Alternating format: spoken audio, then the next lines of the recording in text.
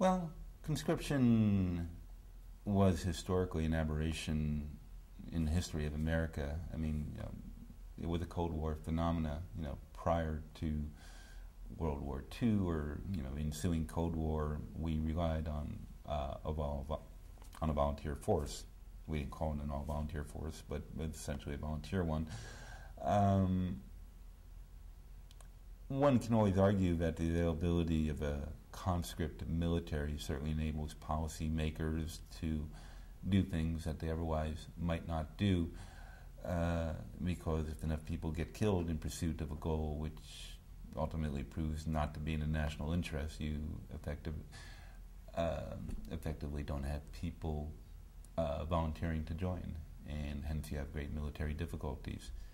And after Vietnam, military leaders labored many years to be able to fix or restore what they considered to be a broken, hollow army after Vietnam, because it proved to be such a debacle. And you find a lot of concern within the military just by reading the literature.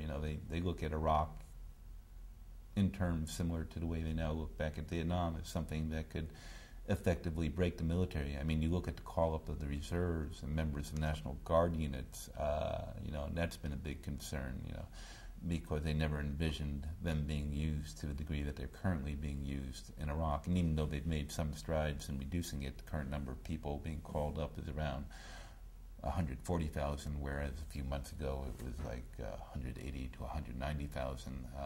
Might have even been over 200,000 last year. There's still a great amount of concern. So, I mean, the short answer is certainly a conscript military allows people to do things, and the all-volunteer force constrains them, at least theoretically. Obviously, it hasn't constrained them that much that it prevented them from going and invading Iraq, but it certainly put a crimp in their plans, potentially being able to use it in other sections in the Middle East or against potentially North Korea, because they recognize you don't have the people there to do it with.